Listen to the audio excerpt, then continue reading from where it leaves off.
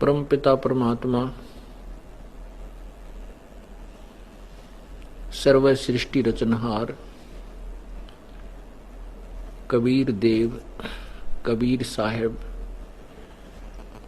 इस काल के लोक में सह शरीर आते हैं और सह शरीर चले जाते हैं।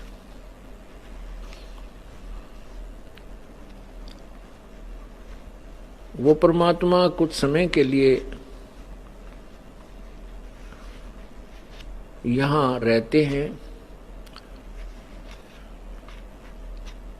और एक जन साधारण की भूमिका करते हैं। जब वो परमात्मा यहाँ आते हैं वो तत्व ज्ञान का प्रचार करते हैं, परंतु हम तत्व ज्ञानहीन होने के कारण और उस अज्ञान को तत्व ज्ञान समझकर न तो हम परमात्मा के तत्व ज्ञान को स्वीकार करते हैं और न ही परमात्मा को पहचान पाते हैं। कारण क्या होता है? कारण ये होता है कि उस समय शास्त्र ज्ञान से वंचित और शास्त्रों का ही प्रमाण बताकर सभी गुरुजन शास्त्र विरुद्ध ज्ञान बता रहे होते हैं और हम उनके द्वारा बताए गए उस लोकवेद को, उस दंत कथा को शास्त्रों में वर्णित ज्ञान मानकर हम स्वीकार कर चुके होते हैं। वो परमात्मा जब आते हैं और वो कहते हैं कि जो ज्ञान तुम्हें बताया गया है ये शास्त्र के विरुद्ध है, यथार्थ ज्ञान ये है जो मैं तुम्हें बता रहा हूं। लेकिन हम अर्थात मानव समाज उस परमात्मा के उस तत्व ज्ञान पर विश्वास नहीं करता। क्यों नहीं करता? क्योंकि सभी सदग्रंथ जैसे पवित्र चारों वेद, पवित्र श्रीमद् भगवत गीता जी, पवित्र 18 पुराण और भी जिन शास्त्रों को हम प्रमाणित मानते हैं वे सभी संस्कृत भाषा के अंदर लिपिबद्ध होते हैं। परमात्मा अपने साधारण भाषा में, सिंपल लैंग्वेज में, उन्हीं शास्त्रों में छुपे गूढ़ रहस्य को अपनी कबीर वाणी के द्वारा, कबीर गिरह के द्वारा, अमृतवाणी के द्वारा, लोकोक्तियों की अर्थात पद्य भाग की शकल में, पद्य भाग के रूप में वो उच्चारण करते हैं, उस ज्ञान को बोलते हैं। वो अज्ञानी ऋषि महर्षि, जिनको हम महर्षि कहते रहे, लेकिन वो बिल्कुल अज्ञानी थे। उनको ना वेदों का ज्ञान था, ना गीता जी का ज्ञान था, ना 18 पुराणों को वो समझ सके।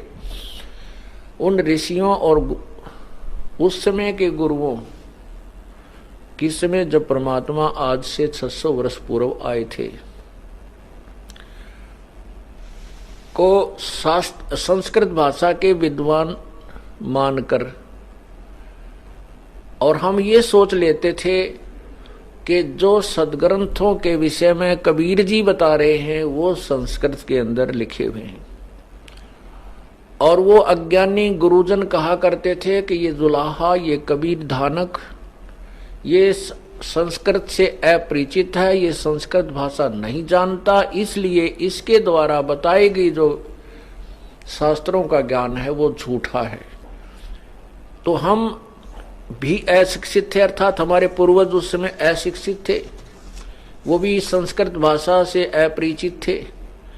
और दूसरी तरफ परमात्मा कबीर जी भी अक्षर ज्ञान रहित लीला कर रहे थे। वैसे तो वो परमात्मा थे, वो सब अक्षरों को, सब भाषाओं को अच्छी तरह जानते थे, परंतु जो विद्वान की परिभाषा हमने जान रखी है वो भी विपरीत है। यजुर्वेद अध्याय नंबर 40 के मंत्र नंबर 10 व 13 में स्पष्ट किया है कि कोई तो अक्षर ज्ञान युक्त, जिसने थोड़ी सी विद्या अक्षर ज्ञान सीख लिया है, जानता है, उसको हम कोई विद्वान कहता है। और जिसको अक्षर ज्ञान नहीं है उसको हम विद्वान कह देते हैं। लेकिन विद्वान और अविद्वान की परिभाषा भी सत्य यथार्थ रूप में वो तत्वदर्शी संत ही बताएगा। तो पुण्यात्माओं, केवल एक भाषा के जान लेने से विद्वान महर्षि नहीं होते। एक संस्कृत भाषा का जानने वाला पंजाबी भाषा को से अपरिचित है तो उसमें वो अविद्वान है, और यदि वो गुजराती नहीं जानता उसमें अविद्वान है, यदि वो इंग्लिश नहीं जानता है तो उसमें अविद्वान है, तो वो विद्वान नहीं है, केवल एक भाषा से परिचित है। दो से भी हो सकता है लेकिन वो भी विद्वान नहीं है। विद्वान तो पूर्ण परमात्मा है। पूर्ण परमात्मा कबीर जी वास्तव में विद्वान थे, और हम उन्हें विद्वान नहीं समझ सके। हम उनको अशिक्षित मानते थे, अक्षर ज्ञान रहित मानते थे, जिस कारण से उन नकली गुरुओं और ऋषियों का दाव लगा रहा। वो ये कह करके चैप्टर क्लोज कर देते थे परमात्मा कबीर परमेश्वर का कि ये तो अशिक्षित है, ये धानक है, ये शूद्र जाति से है, इसलिए ये सदग्रंथों से अपरिचित है, इसकी बातों पर विश्वास मत करना। और ऐसा ही होता रहा। वो परमात्मा अपने तत्व ज्ञान को बताता है कि तुम कौन हो, कहां से आए थे, आपका यहां मानव शरीर प्राप्त करने का उद्देश्य क्या है, जिससे हम अपरिचित होते हैं। परमात्मा ने 600 वर्ष पूर्व जो अमृतवाणी उच्चारण की थी लोकोक्तियों के माध्यम से, दोहावली, शब्दावली, इसमें इसको पद्य भाग बोलते हैं। तो इन पदों में, इन दोहों में, श्लोकों में परमात्मा ने वही अमृत ज्ञान भरा हुआ है जो अपने सदग्रंथों में संस्कृत भाषा में विद्यमान है। अब उस परमात्मा ने जो बताया था 600 वर्ष पहले, आज सदग्रंथों में हम उनको देख रहे हैं कि वो सत्य है। और जो लोकवेद, जो तत्व, जो दंत कथा वो ऋषि जन, गुरु जी हमें सुनाया करते थे, वो सदग्रंथों के विरुद्ध थी। इससे दो बातें सिद्ध हो गई हैं कि एक तो कबीर परमात्मा, कबीर जी जो हैं वो परमात्मा हैं, सारी सृष्टि के रचनहार हैं, और वास्तव में विद्वान सर्वज्ञ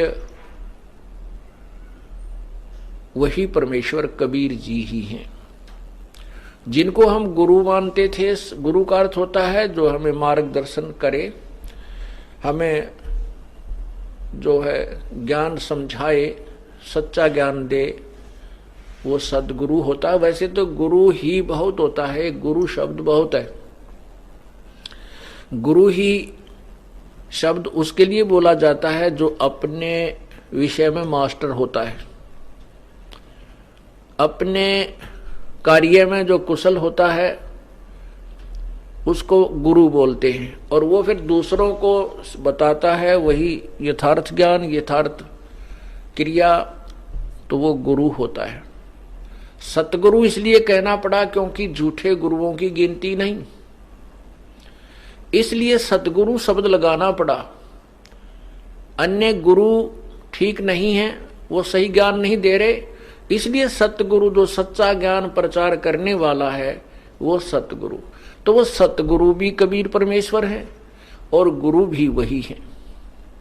गुरु कहो चाहे सतगुरु कहो, क्योंकि गुरु वही होता है वास्तव में जो सही ज्ञान मार्गदर्शन करे और अपने विषय में मास्टर हो। जैसे कोई चिनाई का काम करता है, कोई लोहार का काम करता है, कोई मैकेनिक है, कोई इलेक्ट्रॉनिक के अंदर काम कर रहा है, कोई कंप्यूटर में है, तो वो जो अपने विषय में मास्टर है, सही जानता है उसके विषय में और वो आगे पढ़ाता है, वो टीचर है, गुरु है। जो गलत पढ़ा रहा है वो गुरु की उपाधि तो प्राप्त कर ली उसने भोली जनता से, लेकिन वो गुरु नहीं है, क्योंकि वो मास्टर नहीं है, उस विषय में वो कुशल नहीं है।